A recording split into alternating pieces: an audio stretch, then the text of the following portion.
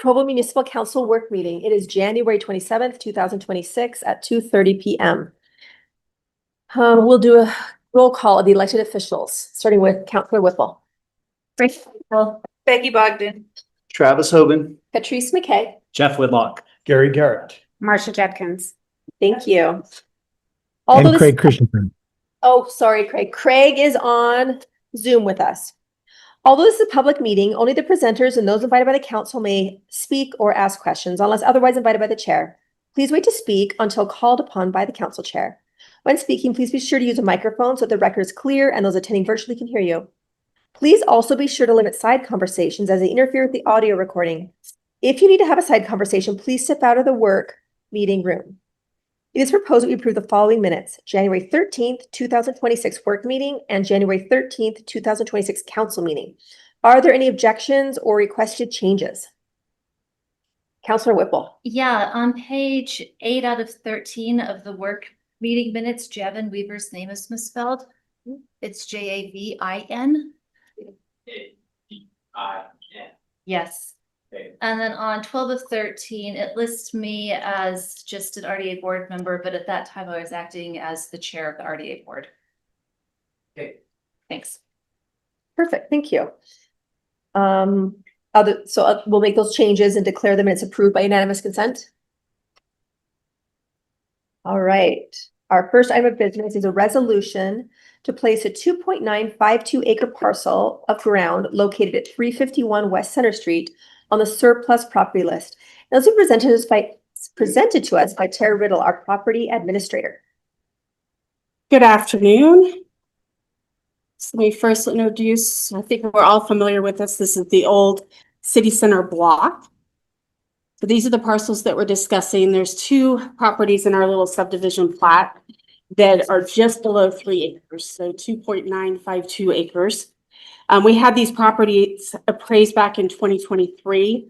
We had two appraisals done, which came in an average of almost $7 million. As many of you know, we have released an RFP for the development of this block. And in order to proceed with anything on the property, we need to have it first put on the surplus property list. So that's what we're asking the council to consider, is just moving this to the surplus property list in a regular council meeting. So, are there any questions? I just want to double check. So to move ahead on anything, we just have to put it on the surplus, but this does not mean that the council is agreeing to any sale. No. Any sale will still come through to us for a vote 100%. Exactly. Yep. Okay. This is just simply notifying the public that it's now considered surplus and it's on the official surplus property list. What exactly does it allow you to do though? Like discuss things with? Yes. So if we wanted to discuss something in a closed session, so if we start negotiating on it and we want to discuss that with you, it has to be on the surplus property list first. Perfect. Any questions for Tara, Becky? So how did we go about this last time? Because we had somebody in mind, they had an idea. Did we issue an RFP the last time or? It was an RFP, but we never got to the point that we needed to discuss it, and we did not get to the point of actually selling it. So this time we're at that point? I think yes. Or at least at a point that we want to be able to discuss things with you as a council. Okay. Councilor, Along the same lines, I think, Tara, why now? Why not 2 years ago? This has been available for a number of years. Is it just the impending interest in the property? I think it's partly that, plus the discussions we were having with the OB group there was consideration that the city would still continue owning the property. So at that point, we weren't going to put it on the surplus property list if there was a chance of us actually continuing to own it. So what this enables us to do is, if discussions continue and if there's some point we decide to continue owning it, we'll just take it off of the surplus property list. Okay. Scott. And I guess there was some discussion. We probably should have done this first in the process 2 years ago. So if whatever way the negotiations went down, that this was cleared. So I think this is being a little bit more procedural responsive. Yeah. Thanks, Scott. All right. I think that's it, Tara. Okay. Thank you. All right, next, a discussion regarding council work meeting format. And this will be presented by Craig Christensen, our council vice chair. And then we're just gonna open it up to council discussion to figure out what we want to do. So go ahead, Craig. So the idea here is that we strike a balance that is a bit more focused on good decision making. Each of us receive and the public receive ahead of time all the documentation of topics that are going to be heard in these public meetings. I think there's some question as to whether we could do a better job of making those a little easier to sift through, especially for those people who aren't as well versed in all of the different aspects of code and some of the things, the different departments. But let's all of that pre-work goes out ahead of time. It's been something that I've noticed that oftentimes in council meetings, we have people reading their slides to us of material that we've already, read ahead of time. And so the idea is to give each presenter, again, they go through the same process of giving the public and us the same documentation. They spend 5 minutes summarizing the key concept and idea and the decision that they need the council to make. And then we would spend the same amount of time in discussion, but it would be more question and answer than listening to someone read their PowerPoints. So I don't see this reducing discussion. I think this would actually enhance the council discussion and give us a chance to ask more questions, be a bit more clear in the concise, effective in the time that we spend in council discussion. This is such a critical time. There has been, I know that some people feel like this work session, or even in the council's, meetings in the evening sessions, that part of what we want to do is educate the public who are watching the session. And I think there is merit to that. And that's why I think in 5 minutes, they go through and give that overview of why this is before the council and what the decision is. Again, the other alternative is we spend much more time and do a full debrief of every slide and all the work product ahead of time. We do that as a group, and that doesn't seem to be a good use of time. So the suggestion is that we consider making this change immediately, starting with our next work session and evening session, and that we cap the presenter remarks to 5 minutes. And that we try this for a couple of months and we either get closer to more effective decision making or there's a better way to do it, and we'll learn that. So that's why I brought it up. Thanks, Craig. Another thing we talked about was, especially for the public, our agenda, it has an item. The first thing should be an overview PowerPoint or explanation of the whole picture, which we feel like that document that's by the employees, isn't as clear. As I think like often the last PowerPoint and the whole agenda is like the best one, like for the public, to go overview everything and speak in easy, plain English. And so just thinking about that when we're doing the agenda, that it's user friendly from the overview, getting more technical as you go down. But Kevin? When I prepare these packets, I have full control on the order, and I do my best to put the memos in the beginning, so it's kind of the first one you see as the item. But if you'd like, I can put slides right after the memo. I've just kind of had the rest of them thrown on there, however they were uploaded, but I can make the slide the very next item after the memo if you'd like, if there are. Yeah, in my opinion, I think for the public, the slide is the most, usually the PowerPoint's the most clear English, overview, a little bit of everything. Pictures. Like, with pictures, like if you want to do one thing, if you want to read one thing, that's the one thing. Like I put it even before. What are you talking about public? For me? Well, there you go, Travis. Well, I don't know. What do people think? Councilor Bogdan. Personally, there's some of them that are clear, and then there's some of them that are just, I can't decipher what those slides are telling me. And I wait until I come here to get the presentation. So I'm all for doing this as long as whatever is in there is prepared well.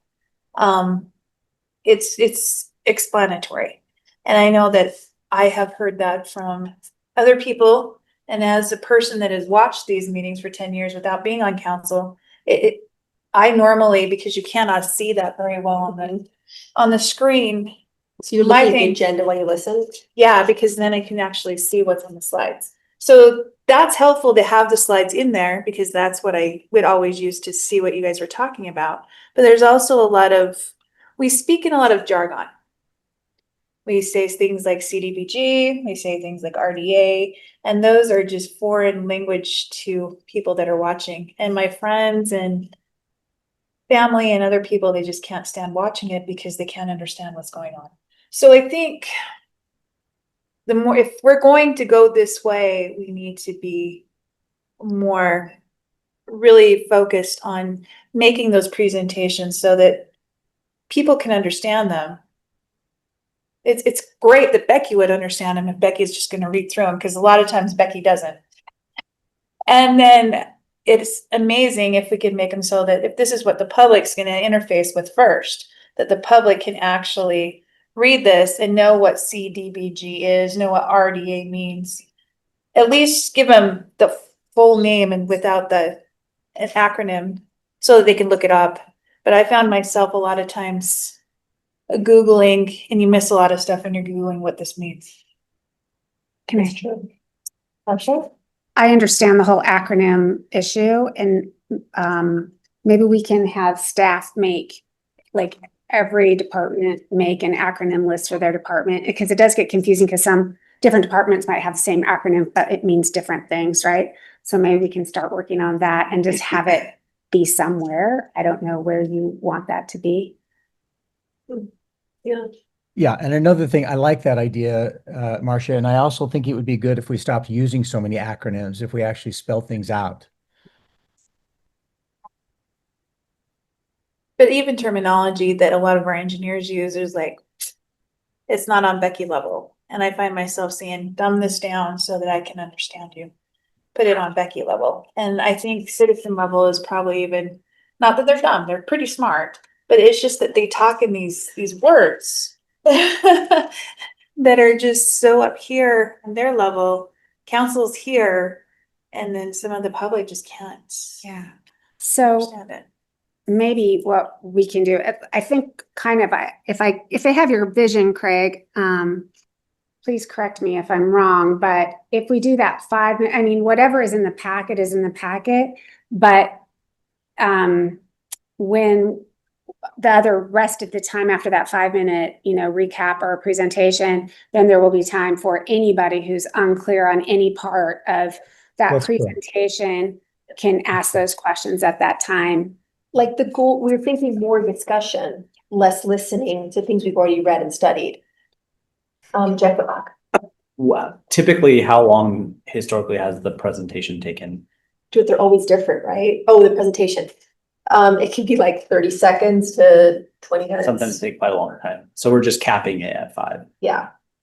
And this is all fluid, right? Like we can change anytime we want and say, oh, this isn't successful, or we should add this, or this is a better idea. Like it's very fluid. And the idea, Jeff, is that this would not diminish the discussion or reduce it. It would actually enhance it. So if an item has 20 minutes, having someone read the slides for 13 and then we're left with 7 instead of 15 minutes of question and answer. It does require that all the council members come prepared. It also requires citizens to also, on items they're interested in, be able to get information. I think that's why the slide deck at the very beginning, Kevin, is so important to make it more self-explanatory. And I think that would actually enhance discussion and decision-making. I know there's lots of times that I would say more, but like we're out of time, rushing, like trying to get the next one. So I don't bother, but Councilor Whipple. Yeah, so thinking of the different kind of presentations we've had, like Caitlin Johns had a very thorough one, and she had a lot of information that was not in her slide deck or anything. Like I would have loved to have what she read as a memo that I could read ahead of time so I could process it better and prepare. And we have different people on the administration presenting to us with the different styles. So some of the things that they send to us, the PowerPoints, are very low on content. They're just kind of these bullet points to guide them as they're speaking. And we don't actually get the substantive information beforehand. That said, I don't know if that is a matter of their time constraints that they have in getting everything into the council by our deadlines. That actually makes me think of another subject because Justin and I have been talking about a lot, I guess, as far as cities go, we have a very short deadline from when our agenda posts to when we do council. And we've been discussing if it would make more sense to have our agenda post last Thursday for today. So not just Thursday, but a week before Thursday. So that would give the public a whole week of notice to actually look at things, not over a weekend, and see what's going on. And for us as counselors to go, though, if someone has a crazy weekend or they're traveling that weekend, that they have more time to go through their packet too. So that's another piece of this puzzle that I'd be interested in your feedback too. Yeah. Justin, do you have something to say to that? Yeah, I think to that point, one of the other discussions we had was just moving some internal deadlines and working with departments and with the administration to get their information to the council office ahead of time so that we can help answer council questions or get feedback from the council prior to meetings. I know that's a frustration, I think, on both sides for departments presenting and coming to meetings and not knowing the questions that are going to be asked, or I think unintentionally feeling like they've been put on the spot. And I don't think that's ever the intention of the council. But in order to get that information earlier, to play the role of the council office and have staff reach out, try to really develop a comprehensive memo that can go out to the public and to the council, giving background information, citing, previous hearing dates and times. And I think that would give more context to what's being discussed, and then also subsequently give the council more time to prepare if we post those agendas earlier. That would then lead to better discussion during these meetings. Any thoughts on that? Yes, so I like the idea of having the information front loaded. And that does, I recognize, mean more work on the administration side. Is it more work or I see what you mean. If they have to essentially write a memo to go along with their PowerPoint presentation, that is more of their staff time and more of their work ahead of the meeting. Which some already do that. Some of them do that, not all of them do that. And so I think the only way we could shorten those discussion or the presentation period is if everybody is able to front load with that much information. I agree. And I don't know if that's a reasonable thing to ask of the administration or of all departments.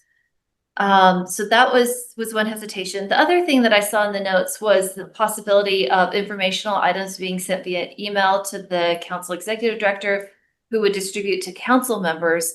I would want to be sure that it's not just distributed to council members, but that it's available to the public. To the agenda. Because if we are getting more information in this written format instead of these public meeting presentations, but that written document is not publicly available, then we've created a problem of access to information to our public. Totally. And I don't want that. And the last thought I had was about our budget presentations. Would we want each department to only spend 5 minutes? Because we have departments of very different sizes with different, amounts of complexity or operations or information that would need to be presented. No, I think those are different. Okay. I think those are different because we do want to get the year, look at the whole year past, right? And so that is a much bigger. And on some things where we have a big study or something that's been done, that's been being presented to us, we're given those huge documents to read. But I do think that it can be very helpful to structure on those meetings to actually have them go through it so that we can stop on each page, stop them during the presentation and ask the questions as we go along. And sometimes even reading it, the questions don't occur to me until we are in the group, and sometimes they'll say something off the cuff that helps me see it in a different light. And so I don't want to artificially shut those discussions down more than they need to. Because I think the presentation is a productive springboard for discussion as much as reading ahead of time can be. So those are my thoughts. Okay, thank you. Any more thoughts? Councilor Garrett? Yeah, the only thought I had, relative to what some have said. So if I'm a department head or a staff member preparing a presentation under these new guidelines, I'm preparing a 5-page presentation for the session. That may become what I turn into staff for the packet.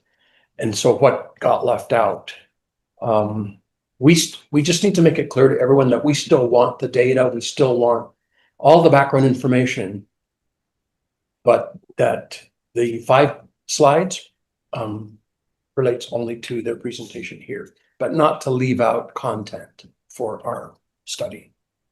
Justin? I think quickly to that point, I think that working with those internal deadlines with the administration, I think that's what will help assist in council staff reading those materials beforehand, because right now, we've got time to kind of read through things, see what's there. I really want to be able to use the office to analyze what is coming in.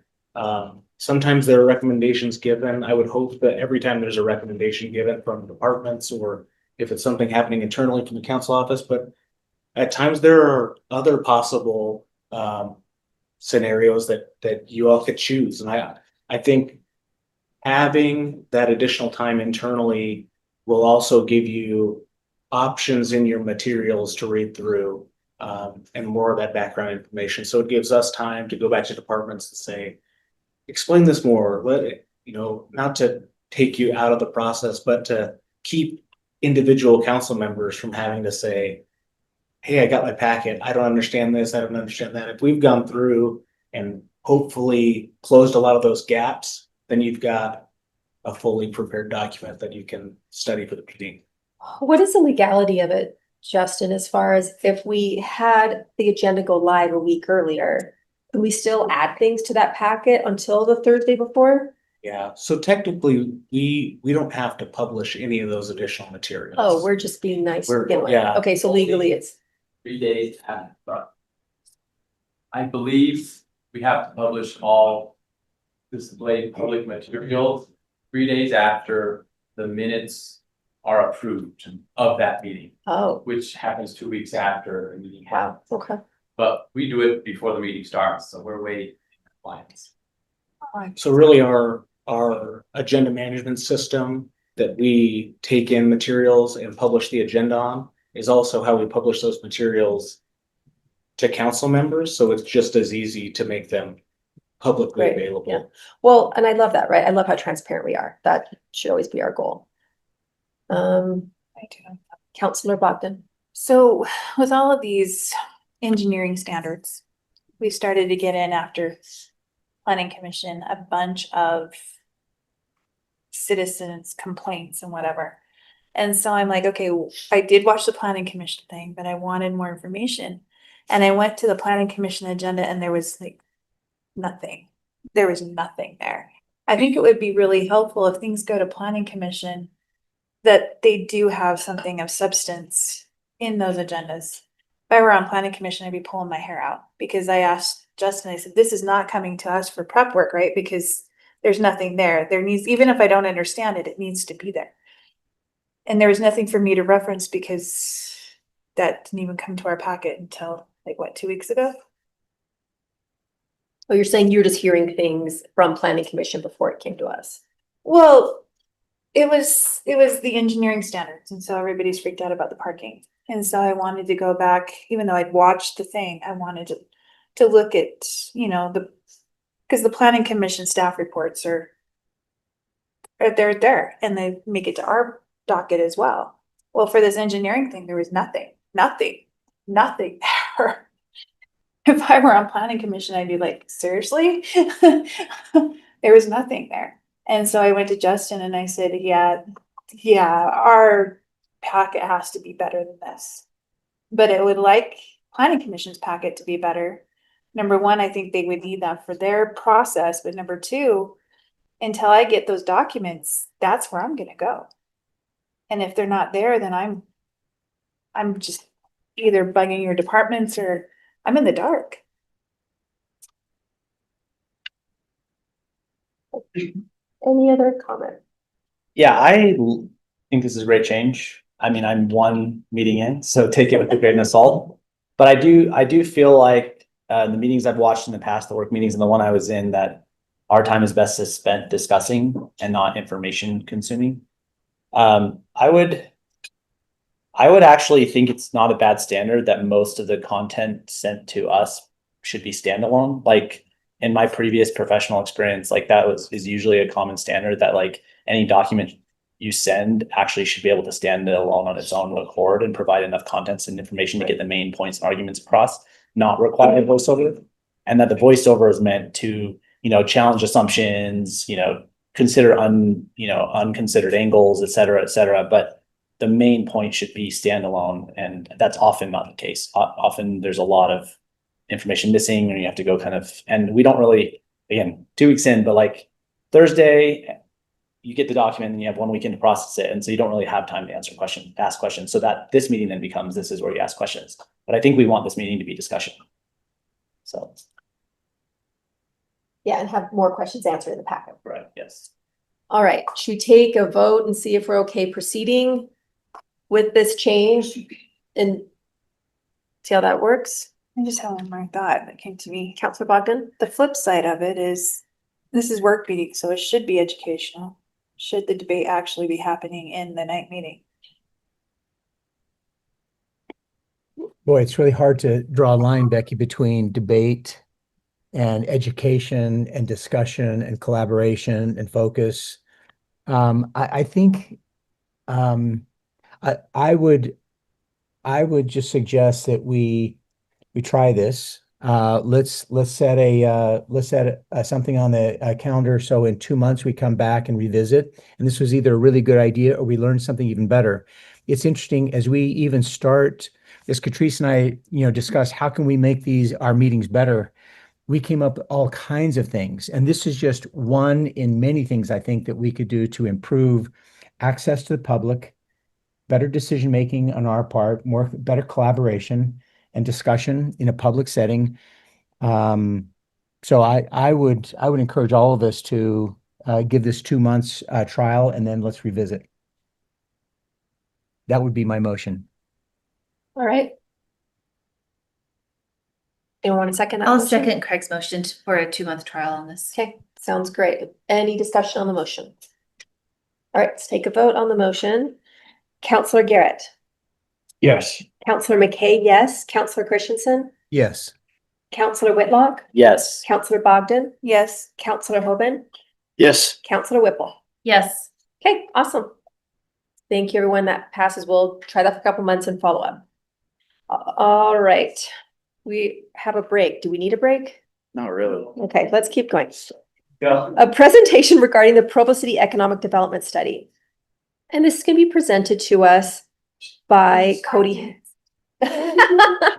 By Cody Hill, our Division Director of Economic Development. Now, Cody, is this in lieu of our priorities, just going into more specifics on what we're going to be looking at with the economic development study that we want to do?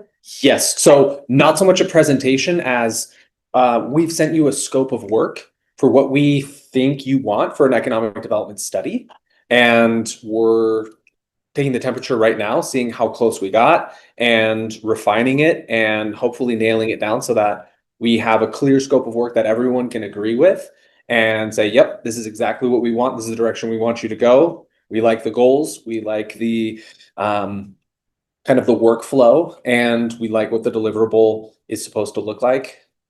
Go. That's the objective of this discussion. Awesome. And so, Caitlin, Melissa, and I, we met and we put together this scope of work, and it kind of has what we believe the goals are, the objectives, what we think in-house makes sense, what makes sense probably for consultants, and all of this can shift. If you think, you know what, we really would feel more comfortable with a third party doing X, Y, or Z, we'll push it to a consultant. If you think, you know what, Cody, Caitlin, do you guys have, Melissa, do you have the capacity and expertise to do this in-house? And we can say, yes, we do, or no, we don't, and look at it from there. But we're happy to take pushback and have a dialogue about all of it. And Jeff Whitlock sent a really great email to us as well over the weekend, just kind of about his. Which I probably should have replied all on. I apologize. That's okay. And so I've reviewed that obviously, and I'll let you speak to that if you want to get the discussion going. But I thought it was very helpful. Go ahead. Well, I don't preempt other comments. So I left a lot of points of feedback, but my biggest point of feedback was I don't think this, as it's written, puts enough emphasis on like what I call diagnosis. To me, a really, really good strategic project starts with diagnosis. And to me, a good diagnosis, it goes beyond just like surface level description of the context, but really tries to dive deeper to like understand the underlying structure and dynamics and forces that work in our city. And then it tries to take all that data and analysis and put it into like a simple story. So that's to me what I think is missing the main from that. And then I kind of went into a lot of detail of the type of analysis I'd like to see that wasn't listed here. This is probably better communicated over writing than me just listing all here, but happy to get into those types of details if you guys want. Well, give us some examples. Okay, so for example, it's like I wrote an analysis of Provo's unique strengths, a deep dive analysis into Provo's economy, firms by sector, growth decline, jobs by sector, growth decline, leading indicators, any trends of spin outs and growth.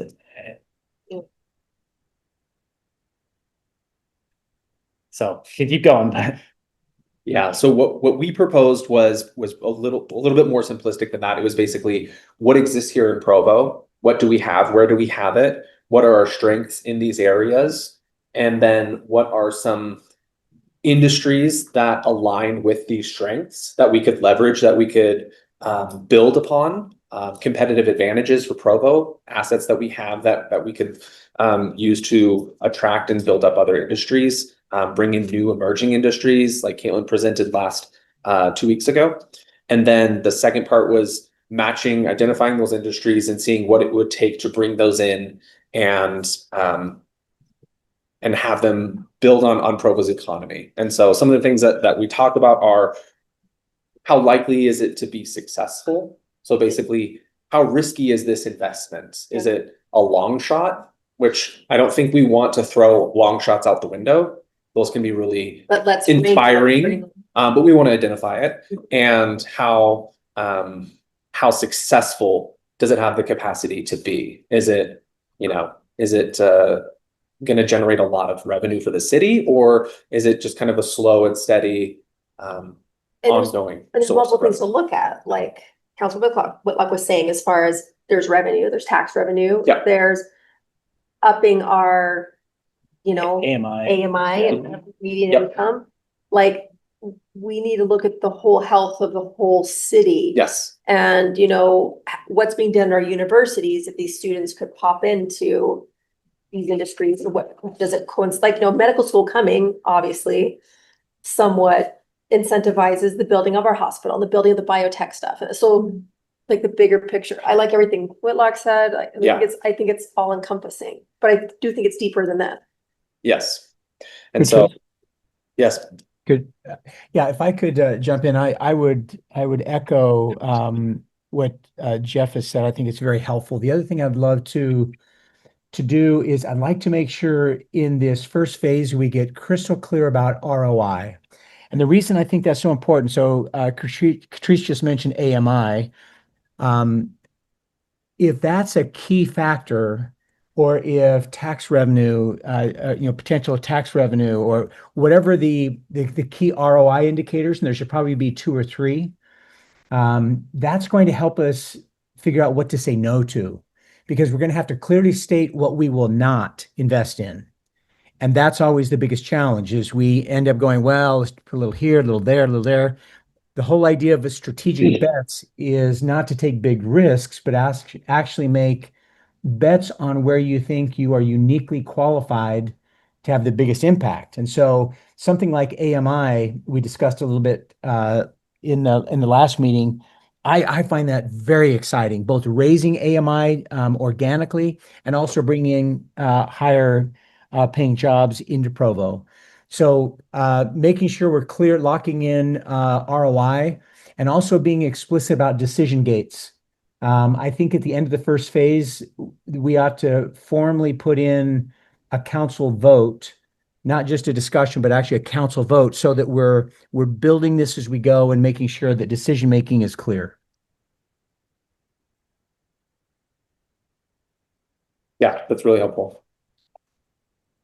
One other point that I made when I actually just forwarded everyone what I sent earlier is that I feel like it would be helpful. This actually just dovetails with what Craig just said. I feel like it'd be helpful to be more precise on what the goal is. Like, for example, we say the goal is to get a strategy that does a bunch of things, but I think describing the goal, I'm not saying this has to be the goal, but to me, I would describe the outcome in a way that like we kind of all understand it. For example, a guiding document for economic development that aligns the council, administration, and the market around a plan to strengthen Provo's economy, like a really clear goal statement. And then to me, some of these things you have listed on goals are what I'd call like guiding principles or like must-have criteria, like must align with Provo's values. Like that's a guiding principle, like in service of a goal. To me, it's not a goal in and of itself. I know it's like maybe nitpicking a little bit, but I think it's important just to describe what's the end state goal we're trying to achieve. Well, yeah, I think you might be mistaking the goal of the study with the goal of economic development. Yeah. Because I think these are goals of the study, right? I'm talking about the goal of the study. Yeah. Okay. Yeah. Yeah. To me, like the goal of the study should, like what I described earlier, like a guiding document that we all can align around. And then to Craig's point, he's talking about the ROIs are the goals of economic development. Like, how do we actually measure success? Yeah. So, okay. Yeah, and that's a really good point, because not all of it is going to be how much does the city invest into it and how much tax dollars does it produce? I mean, obviously that's one metric, but then for things like placemaking that are maybe a little bit squishier, you're going to want to be able to define specific metrics that mean success for placemaking. In fact, Cody, for people listening, would you explain what placemaking means? Yeah, absolutely. So placemaking is a concept in development and community development where you look at an area and you focus more on the community and being able to combine basically the different elements of a community with the residents, businesses, and open space. And you make it very harmonious with the three places where sometimes it's called third places is a big focus of placemaking. And so, like, for example, looking at our downtown is a great example of placemaking success. You can go downtown, you can have a good experience. There's a good atmosphere there. Maybe it's a little bit hard to define or describe like why I like being in this area. But people that study it can identify it. There's a lot of trees. There's these storefronts that are unique, but also have a flow to them. And there's a lot of things that make it that why you go there, you feel good. And that's basically placemaking. Thank you, Cody. Yeah. You asked about in-house and consultant. Yes. We want this done quickly, and I still feel like development services is busy with the rezoning that we're still waiting for. Like, I would rather do it with consultants and appropriate the money and get it done. That's just my thought. Yeah, and this is not everybody in our city is talented. What you guys are doing. I just like the idea of another set of eyes, maybe looking at things differently than we are looking at from our perspective. Yeah, so, and we're not going to feel slighted if you want to take more. I see your in-house responsibilities. You're laying the groundwork for them to have enough information. These consultants have enough information to kind of hit the ground running. And so I think that's fine. I like the idea of just getting an outside perspective. It's really exciting to me to hear what others might think potential is. And Travis, I'm in the same place. And again, it has nothing to do with, I think, competence or concern that we don't have that. No. This will be our strategic bet, and we will say no to a lot of really good things based on the clarity, if this is done well, the clarity of this. And so we really need to make sure we do our very, very best so that this isn't a risky thing. This is a strategic thing. And it's going to really be hard to say no to a lot of other things that pop up. So the clarity of this, the clarity of the return, the clarity of why we're doing this is going to help guide a lot of what we do for the next several years, I would imagine. And Worth an outside perspective. yeah, and when you define the return on investment, I definitely want the council to be voting on that and know what we're giving them as our priorities on that. Absolutely. That's why there needs to be very clear decision gates where the council is making decisions, and that, Cody, that should be helpful to you. Yeah. So that you don't get all the way to the end and then there isn't consensus. It's like, no, we need to build that as we go and make the hard choices as we go. Yeah. That's great feedback. Mayor Junkin? Thank you. So just for clarity for me, when we talk about these in-house responsibilities and then we have external consultant role, I'm not understanding, are you saying, yes, we approve of these in-house responsibilities and having this external consultant role? Because Cody was kind of asking, if I'm hearing right, what do you want us to do and what do you want to put in the consultant role? Here's our ideas. And I hear that we want a consultant, but some of these in-house responsibilities are good too. So I'm just wanting to know line by line, like, what do you want our economic development department to do? You know what I mean? I want it to be very clear of what you want us to do. I think it should be to put together a good RFP. That's really what I think it should do. And then I think once we have a vendor selected, we would better be able to determine how in-house can support the vendor. But I think doing too much work outside of an RFP could end up being throwaway or could overly bias what potentially that outside perspective that we might want to get. Yeah, it's a great point, Jeff. It's a good clarifying question. Yeah, I'm just looking at this, I'm saying, ultimately, I wouldn't personally have any concerns with what the in-house responsibilities are here. You're really informing and kind of guiding the consultants. But I do like that idea of, let's just start at step one, put together an RFP. I get what these in-house responsibilities are doing, trying to say, look, you're coming from the outside. You don't know what's important to us as a city, right? These are the values and the things that are important to us and what we would consider, successful for our city. And so I don't really have any concerns, but I also like the idea of just starting with ground one and seeing how it kind of unfolds. So that makes it easy. Do you want to start with an RFP and then we vote on that? And but try to be getting enough direction to write the RFP once meaningful, or is it still too open? What's your opinion? I think I do have a good amount of direction. I think Jeff, you had a lot of ideas, and I think just having maybe a little bit more discussion on your ideas and how much we are incorporating your ideas into that RFP.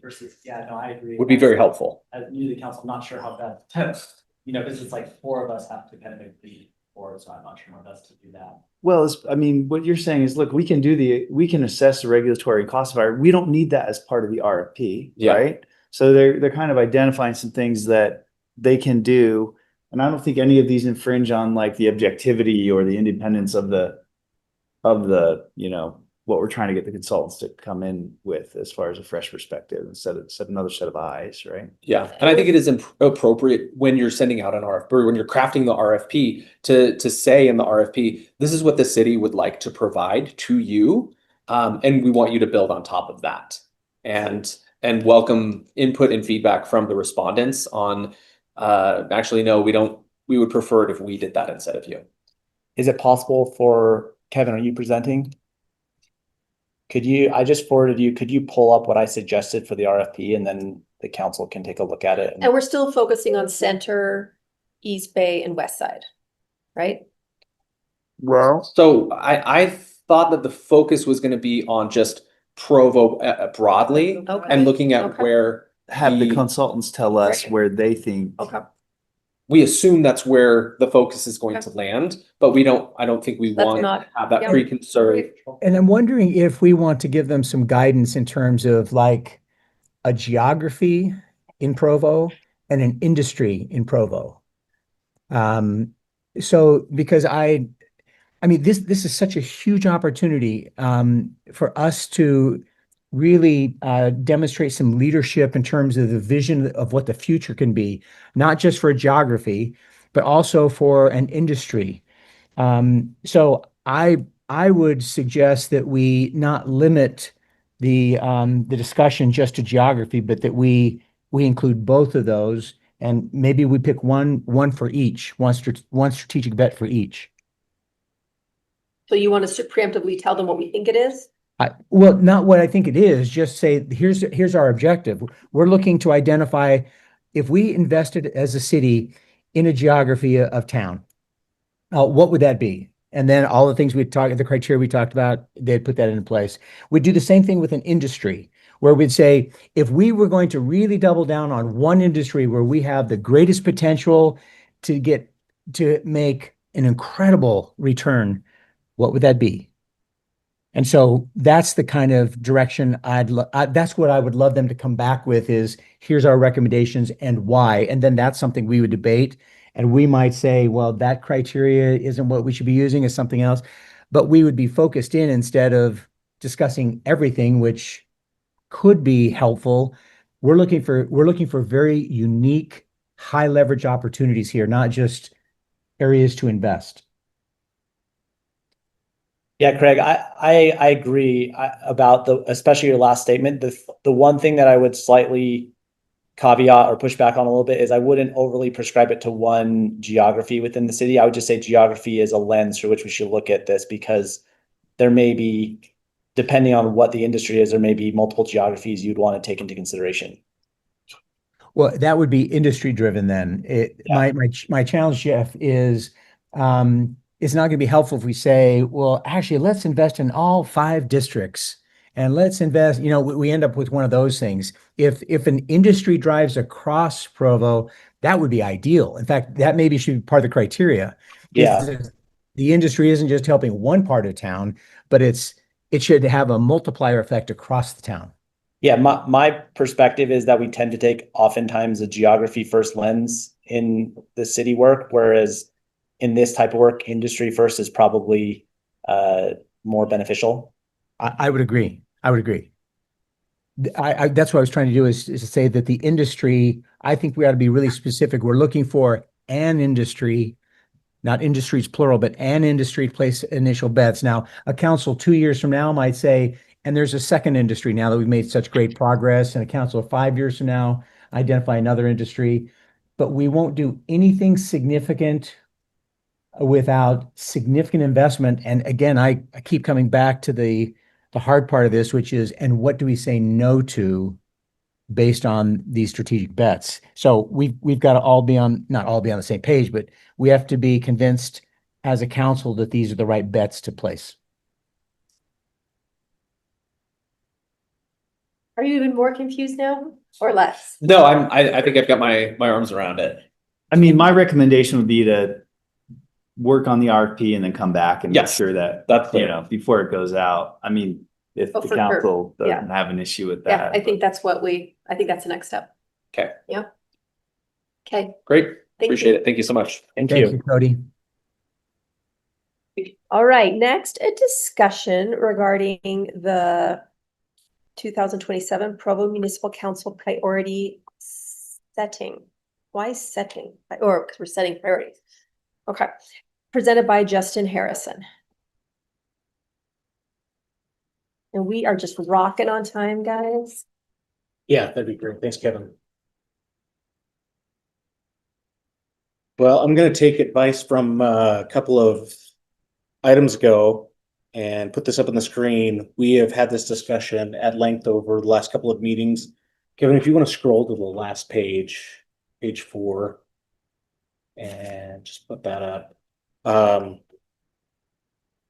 We've provided the previous notes and ideas and questions that the council had to departments that have been working on with the council office on trying to understand better and answer these questions and come back with ideas for some more specifics. On these priorities, we have tried to capture what I think we have heard into 3 general priorities. We just spent some time talking about the economic development priority that is already moving, and wanted to take this time to make sure that this is the right direction. We can scroll back up and go over some of the questions we talked about, or talk about these more in depth. But this is what we have heard as staff from the council, and really just want to hear from you if we have gotten closer or further away. Okay, great. Let's start with home ownership. So develop a general plan appendix focused on a comprehensive housing stock audit. That is what will take money, right? An actual. Yes. Yeah. Now, at the last meeting we went into a lot more detail on kind of what would be part of that audit. I think we will continue to come back and update those either questions you have or different criteria, or And legislatively, we'll still prioritize. Yes. Getting ownership opportunities. yes, smart data you'd like in there, but Creative solutions. Yeah. Generally just want to know, is this where your focus is? And I guess the question we're looking at is kind of this branch of, do you want this to be an appendix to the general plan that is a document that continues to be updated, or are you just looking for data? I know there's been some suggestion of just pulling data from somewhere. I'm unclear of kind of where that lives, if it's just data. And so that was the idea of, if the data has a place to live. It'd be a miracle just to get the data. Yeah. Then we can decide what to do with it, but. Yeah. Like Becky's pointed out, what we have is very incorrect. And we all know in our different parts of town how incorrect it is. The point of the data is to guide decision-making, right? So where it would live, I don't think it's a living document. I don't think it's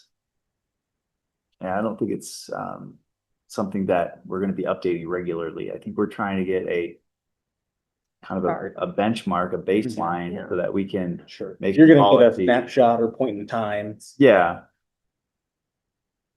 And then we hope to. I don't know where it lives. I mean,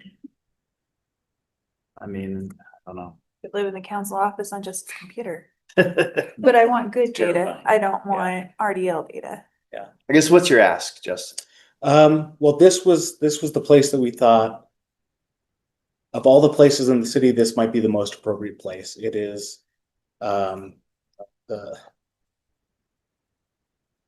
the general plan helps in a lot of ways, but it is very land use focused. We have developed a lot of other plans in the city over the last couple of years that have been added as appendices to the general plan. I mean, it could stand on its own as just Provo City housing data. I really don't know, and I don't know if it matters all that much. I don't think it matters. But I think Bill had his hand up back Yeah, there. it should certainly be a standalone document. We already have a housing section, general plan that has a lot of data. Now, again, that data like this is a snapshot of time. But it seems like that's where it would go if it's going to go in the general plan. But a standalone document doesn't offend anybody on the services. Okay, so then economic development. Yeah, I guess before I leave this, I guess the ask would be, again, similar to economic development, compiling what we can internally and then going out to see if there is either data we can purchase to add to this, or if there is a consultant that would be better to work with that has data already that could compile this in a way. I know Jeff had Jeff had a few resources. I'd be curious to see what's out there. I think we might have looked in the past, or had staff look in the past, but We've never gone. maybe take another look. Maybe with AI, there's more information out there, there's better tools. I It don't know. was decided not to spend money on it, and we did stuff internally, but I don't think it really got to the root of the problem.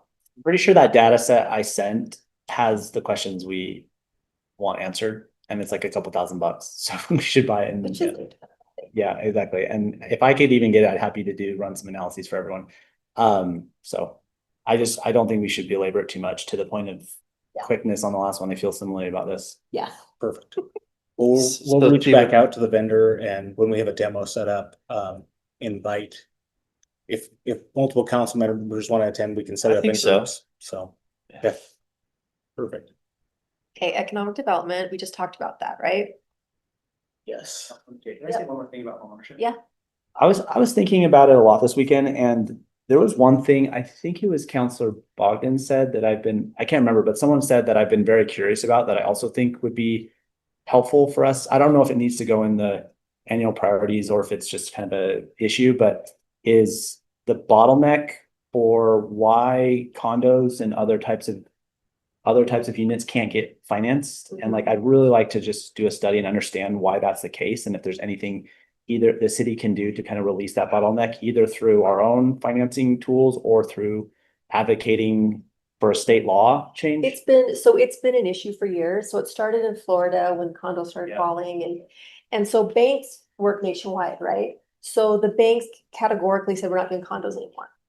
And it was because they felt the liability. The liability of these destroyed condos fell on the banks financing. So the state of Utah did do a law, and they passed a law, and they did change the financing to be financing friendly and to take away that liability. National banks aren't. But national banks aren't looking, oh, Utah does, so I will do it. They just categorically are saying, we're not doing this. So, who's this housing czar? What's his name? Steve Waldrop. Yes. We talked to him in depth about it, and he said, do you know what, this is an issue, and we'll state it, he's gonna work on state financing, but it hasn't come to fruition. But it's been talked about, but it's never happened.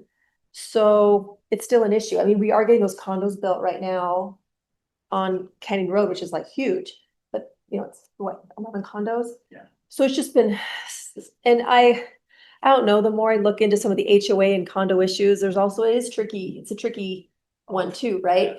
Because there's still so much common shared, and you have to rely, and we have some developments in the city that are struggling.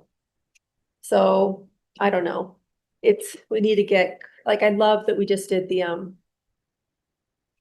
one in the Tip neighborhood where there's less, they're not sharing everything. They are townhomes. They're individual little homes that they can take care of themselves and not be affected by your neighbor's problems and the whole HOA fees and fixing things. And I know it gets complicated, but so I mean, I guess we could set up I don't think we have the means to set up a financing tool ourselves to do condo development.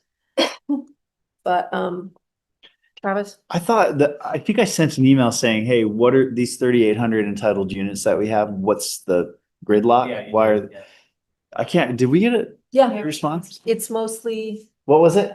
there's a small amount of infrastructure, but it's mostly financing. It's like Mostly national financing. issue. Yep. Yeah, like one of the arguments that Strong Towns makes is that like we want local product, but the main bottleneck is national financing. And I just think that's a really interesting problem for homeownership. I spoke with Mayor Packard from Springville about this issue. He was president of like Community Credit Union or something. I'm getting it wrong, but it's something that we want to get together and talk about. And if it's something that's important to you, I mean, I'll bring back but how can we do it as municipalities, possibly working with banks? I don't know. The state can do it. Can municipalities offer zero interest, or you know what I mean? Or how do we work with our own local credit unions and stuff? Maybe, I don't know. Anyway, it's just something we talked a bit about. So I'll follow up on that. Okay. I know I went to a housing conference once. We were invited as council members, and they were talking a lot about a lot of the programs are around Section 8 and some of the assisted housing. So I think there are programs out there to make housing more affordable, or to cover some of the costs for developers and help with the financing. Oh, there's tons of them. They had, I think you were there that year. Yeah, they had banks there talking about, here's the programs we offer. So this isn't a discounted product. Like looking at condos, they're just not condo financing. It's nothing about them being. I get it. Housing. I'm just saying the programs that were available were for that, for those types of, assisted. They're usually like a certain AMI and percentage is arranged, and they get a ton of tax kickbacks. That's what they do. It's very lucrative for the developer. That's the irony. We're all subsidizing it. So. my point was just, I think there are some programs out there. We'd have to decide or look into more like, is it what we want or need? And, and going beyond that, are there other programs? I guess that's what you guys are getting at, but it's worth looking at. I mean, if that is the log jam, that's rough. All right. Economic development. Now we just spent some time talking about this. Does this accurately reflect what you're looking for? I know Jeff kind of gave a summary, and I tried to jot down some notes to see how closely this aligned or didn't. Everyone kind of nodded. I think that sounds good. I think that sounds good. Okay. Got that down. Code enforcement. Okay, I want to discuss this one a little bit. So Malia, Justin, Craig, and I did meet with Bill. And we we're talking about code enforcement. And in talking to Malia and Brian, actually with legal, they've been living this so long, and they're in a lot of the meetings that we aren't in with staff and stuff. And they had some really good insight. And we're thinking about how Scott and his team are doing really well at the actual enforcement and going to the homes and moving things fast. I mean, things are moving faster. We're getting movement and things are happening.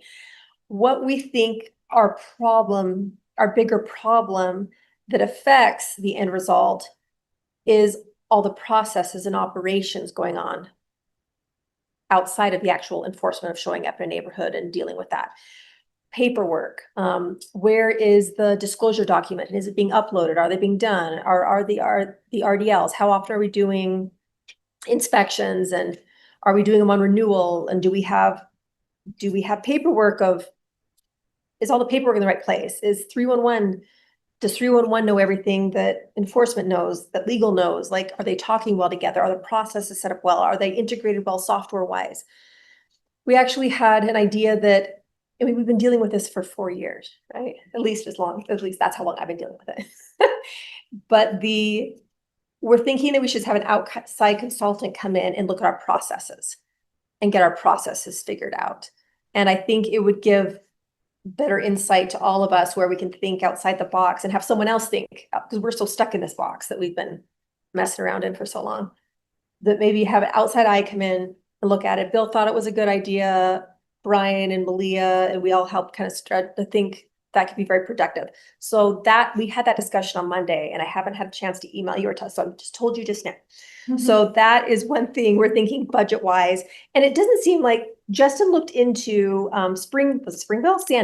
Sandy just did a study of all their fire department, and it was 50,000 for all their processes and all. And so ours would be that or cheaper, I would think. So it's not that expensive. And then it would give us, because I think if we have the data and the process, everyone's on the same page, game changer. And then we know where our gaps are. Anything you want to add to that, Bill? I mean, what Patrice was talking about is the interface between, I think Patrice is referring to the interface between 311 code enforcement and the interface between code enforcement and legal. This way they have a process.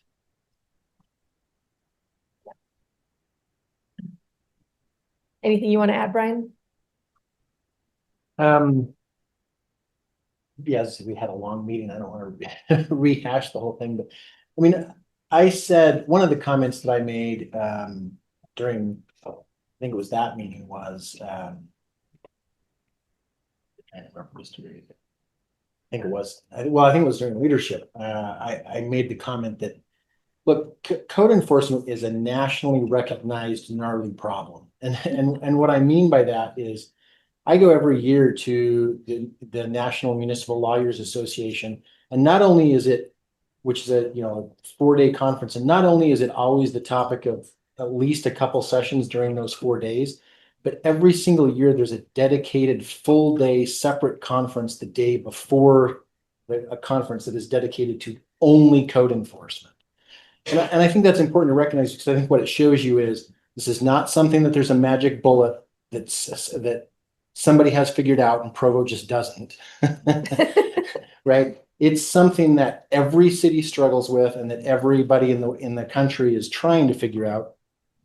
But that said, I think that and I expressed this, I said, I am sure that there are a huge number of things that Provo City is doing right, probably more than we're getting recognized for. But I'm sure that there are things that we could improve too. And I think this kind of study, I think what it would do is it would tell us what we were doing right and end questions about whether we're doing things right or not. And second, it would tell us what we could improve and what resources we need in order to improve them. And then you can make data-driven decisions about that. So I was the one that threw out that I think it needs to involve my department as well, I think it involves all three departments. I think that there would be a lot of productive learning from it. Yeah. So as far as a budget thing, that is one thing specific that we thought of on code enforcement to try and clean it up and all be on the same page, find the gaps, get really specific processes and software, just have everything connected that people have all the data they need at all times to make the decisions they make. Because we do have three under enforcement and legal all working on similar things. So. Catrice? Yes, Craig. I would just jump in and say, I think would just be so helpful. To me, it's not about, we don't have talented people, because we do have talented people. We've got people who are working hard and doing really, really good work. Again, an outside perspective helps us identify gaps. And that's all we're trying to do is close gaps. And oftentimes when you're in the system, you can't see the system. And so again, that outside perspective gives us the chance to really do some potentially big gains as we bring in that kind of expertise. So I also was very much in favor of this. Great. Thanks, Craig. Councilor Whitlock. I think this is a great idea. One thing that I just have a question about process-wise is, because you mentioned processes, but it may also be software. And yeah, making sure, because I don't know if they're all looking at the same thing, right? Yeah. Like when someone comes in for an RDL, can they see that they have 5 other properties out of compliance? Yeah, it seems like we have like potentially some opportunities to improve both our ticketing system and our documentation management. But anyway, just process-wise is if we fund the study and then the study comes back and says, hey, change these 3 processes, but really you should get an RFP for this type of software, because how do we fund that so that we can see the full circle within the same budget year? Do you know what I'm saying? So that they can actually implement the recommendations. You don't think they could come to both recommendations? No, I'm just saying that they might have some recommendations, but then there'll be some costs associated with tools to follow purchase. through on that. Yeah, exactly. Within the same. Okay, we could just do a one-off appropriation. Yeah. Any other comments or discussion on that? Councilor Whipple. So this is great. I absolutely want us to do this. I just wanted to be clear. So are we looking at this business process reengineering just for enforcement? Or are we also looking at it for development services if they're doing the application? Because you've talked a couple of times about how they interact with each other. It's the whole process. So it's even in legal following through on court stuff. So it's the full circle. Yeah, everything. Because our application and development process is distinct and different, but they do meet each other. Yes. And I think both would probably benefit from this. Agreed. Okay, I agree. Is this scoped specifically to certain types of code? I guess is it specifically around? I don't think it matters if it's weeds or over occupancy. The process is still the same. Right. Okay, so it's residential code compliance effectively. Yeah. Okay. So just to clarify. So we've been talking about applying this to code enforcement, how that affects the other departments. Rachel just expanded this to development review process. That's a huge expansion of the RFP. Wait, development review process? So, yeah. No. She just meant like RDLs, right? Well, RDLs would be part of the code enforcement, but if we're going to do a development review process, that's a different one. Oh, I didn't hear that. Yeah, and that's a different thing that needs to be done, but I don't know that we need to do that. I thought you meant RDLs and disclosures. I didn't hear the developments. One of the complaints we've had is people will apply for things where they have current enforcement issues. And so those systems aren't talking to each other. But I think this scope is focused on enforcement. Yes, and RDLs and disclosure document. Right. But I am saying in the future, not this year's priority, but another priority would be looking at the application development services, the idea of the concierge and everything. Yes, and That's a different thing. that's a different thing. Yeah, but the administration is working on that. Yeah. So we want to support them in doing that, even if we're not listing that as our Yes. priority or doing this process for it. Would business licensing be part of this? No. Cause I heard. Anyway, I've heard that that there have been, again, just constituent reports that we've given business licenses to rental places that have a lot of fees. So it seems like those systems aren't talking to each other, but again, maybe that can be another bite of the apple. And Bill can clarify this, but the thing is, we consider rental dwelling licenses a type of business license. And I think those will be reviewed, but I don't think we would review like store business licenses, gas station business licenses. That is what we want to look at when a new investor buys a new property. They want that RDL, and we want them to see that, oh, look, they have 5 other properties that are 2 are illegal and 3 have $1,000 of fine. So let's clean that up before you get this next RDL. That makes sense. You need to remember RDL is rental dwelling license. Rental dwelling license, RDL. AMI and ROI.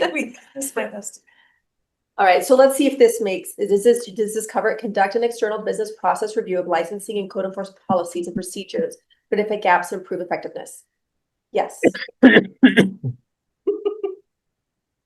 Anything you want to add on this, Craig? No.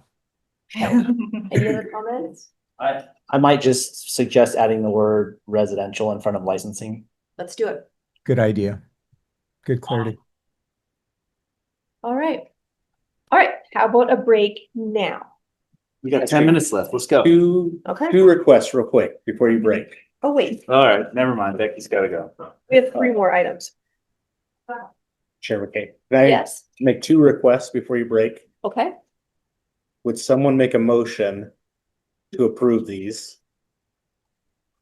Okay, Just so we've got a formal, I make a motion to formally approve everything in item number 3 as written. item number 4. Item number 4 as written. I With second the it. addition of the word residential as Jen just said. Yeah. Oh, he already put it, we're good. All right, You just said these 2. okay. Counselor McKay, yes. Counselor Christensen, Yes. Counselor Whitlock, Yes. Counselor Bogdan, Yes. Counselor Hoban, Yes. Counselor Whipple, Yes. and Counselor Garrett. Yes. All right. my We have- last request. Okay. We had calendared for next Tuesday, a special work meeting to talk about priorities, since they've been set. Brian advised, since it's on the calendar, it would be best to make a motion to cancel the meeting, just so Okay. that it's publicly known, and we'll take it off. Make a motion that we cancel I'll, next. I'll make that motion. Don't sound so eager. I I'll second move, that. I move that we take that off the schedule since we've already addressed those issues. All right, Travis seconded it. Any discussion? All right, let's take a vote. Counselor Christensen, Yes. Counselor Whitlock, Yes. Counselor Bogdan, Yes. Counselor Hoban, Yes. Counselor Whipple, Yes. Counselor Garrett, Yes. Counselor McKay, yes, so that passes. 7-0. All right, we're gonna take a little quick break. Official. Second, Christensen and Travis was the second. So that's for next week, right?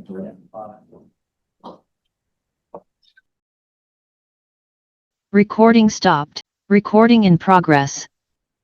All right, we are back. I'm gonna read item number 5 and 6 at the same time. An ordinance amending Provo City Code to clarify the duty to keep a proper lookout. And 6, an ordinance amending city code regarding the criminal offense of battery.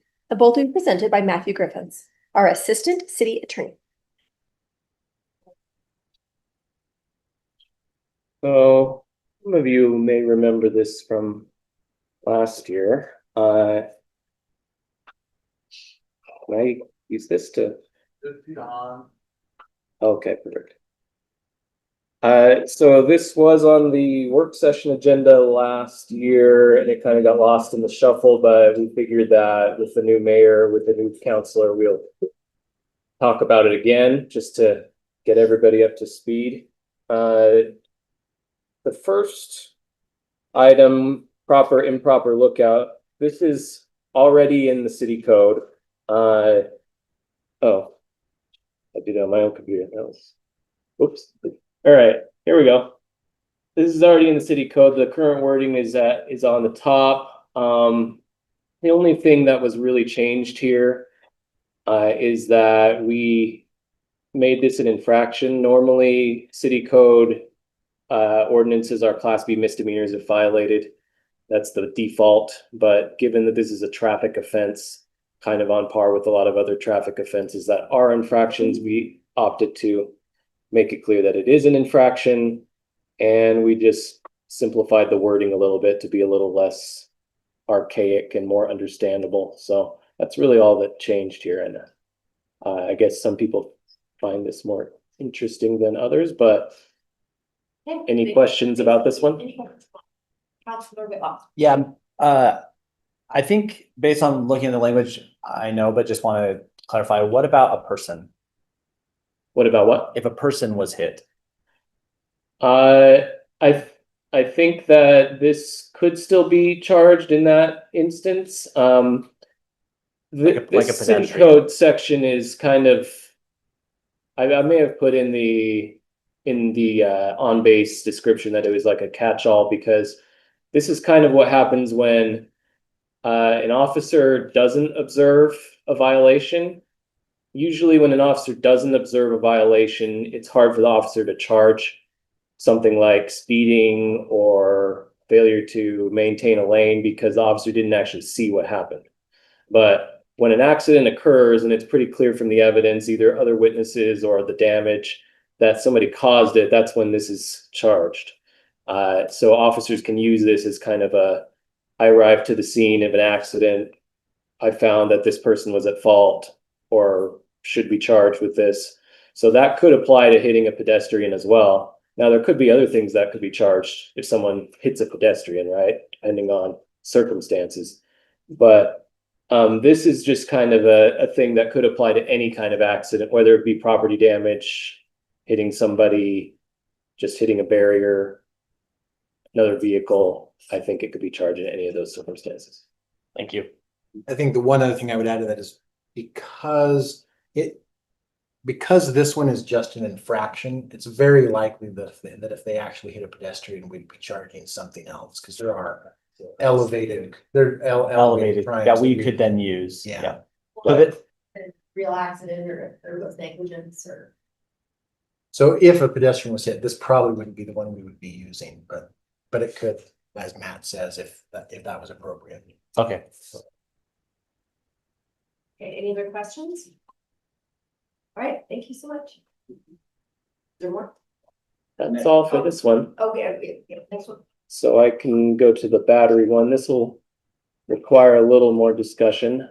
So right now we do have an ordinance called battery, but our battery ordinance in Provo at the moment is very similar to the state's assault statute, which I have here on the side. It involves using force or violence. Now, the assault statute is a little more broad because it doesn't require using force or violence. It could be an attempt, or it could be an act that, creates the risk of that. But our battery statute is still kind of already encompassed by the assault statute. And so one reason we wanted to get rid of it is because of that, because it's already covered by the state law. But a second reason is that we have had certain incidents in the city that we've seen as prosecutors that don't really fit very well under other statutes. Some of you may be familiar with the law of sexual battery in Utah, which is basically touching someone's private parts, genitals without consent and under certain circumstances that would cause affront or alarm to that person. But there are situations where someone is contacted or touched, not in those private areas, that officers have been given reports of and wanted to charge something, but they couldn't really find anything that fits that in state code. And so that's where this comes in. This is very similar to other battery statutes in other states, and also specifically West Valley City has language that's similar to this. I was a prosecutor there a while ago, so that's kind of where I got this idea. If we want to talk about specific cases, there have been a few cases where we've had minors kissed on the lips by adults, in some cases adults who are much older than they were, without their consent, under circumstances against their will. The parents complained to the police. The police couldn't really think of anything to charge other than a disorderly conduct as an infraction. And so we feel like battery can cover those instances, but it wouldn't just be kissing necessarily. It could also cover other situations that you can think of, other just weird things where people get licked or touched or grabbed or something that's not necessarily in a private area, but under some circumstance that would be reasonably inappropriate. And we have that number 2 there because we don't want to just criminalize any kind of touching in any circumstance, but it really needs to be under circumstances that would cause affront or alarm to the person touched. And that's kind of a reasonableness standard under the law, where police and prosecutors can see this is a circumstance where we think that a reasonable person would be, alarmed or offended by this. Thank you, Matthew. Any questions? Portia? Thanks. Sorry, I might have missed it, but what is this like? Oh gosh, now it slipped my mind. Like what's the penalty? There we go. This one would be a Class B misdemeanor. Okay, thank you. By default, yeah. Mm-hmm. Any other question? Is that common for battery charges? That usually what other cities and have it as, like West Jordan? Yeah, West Valley has it as a B as well. Mm-hmm. So, and it seems appropriate because sexual battery is an A, disorderly conduct's an infraction. We wanted kind of something in between those, and so we felt that a B was appropriate for that. So that's what it is. Thank you. Oh, Sorry, I just had a I was question. just trying to say things. Well, and something that you said about likely to cause alarm to a reasonable person, but that's not what it says, because with this, you could still have an eggshell person, Yeah. right? I think the phrase is reasonably likely, I guess, is where we get that from. Right, but it's not likely to cause affront to the reasonable person standard. Do you see where I'm seeing the difference? Yeah, I guess I could kind of see a distinction there. I don't know what you all think, but Like Councilor Whipple, are you saying, for example, you hug someone and I assume an eggshell is a term of art in law that means like very sensitive? Yeah, like. So you hug someone and then they don't like you and then they try to get you charged with battery. Is that kind of the scenario you're talking about? Yeah, because there are some people who would take offense where the normal standard person would see that as a reasonable thing to do. Or like an autistic kid. Yeah. Anywhere on the spectrum. They don't like to be touched, looked at. Period. They'll Yeah. scream. I was just curious about where you put reasonably and why. Well, I think it fits here also because it does. Said it says to the person. To the person touch. It does make it individual to that person because like I said, there are some cases where this could be a child, right? And maybe that would be different from 2 adults on a date. And that might be different from like someone who has a disability or something. So I think that we have that reasonable language, but it also is individual to the person. I guess we could adjust the language to just say. No, I liked the language. It was just that when you said something that was slightly different. Yeah, I may have misstated it a little bit, but I think there's a reasonableness standard in there, but it is also specific to the person that would be the victim. Yeah. I think that's good. This is just for my education. Were you saying that there's a difference between the reasonableness of the action versus the reasonableness of the person, and those are distinctive in how they're? Yeah, and we can talk more offline about how these torts work. Okay. But you're happy with the language? Yes. Okay. Anyone else? Thanks, Matthew. Thank you.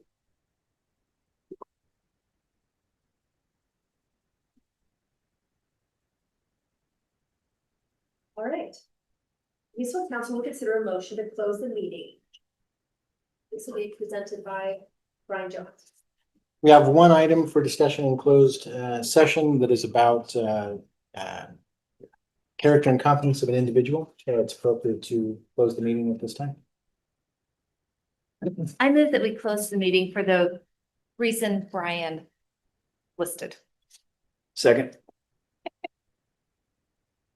All right, we will take a verbal roll call on that. Counselor Whitlock, Yes. Counselor Boston, Yes. Counselor Hoban, Yes. Counselor Whipple, Yes. Counselor Garrett, Yes. Counselor McKay, yes, Counselor Christensen. Yes. For the council, we will now close this meeting.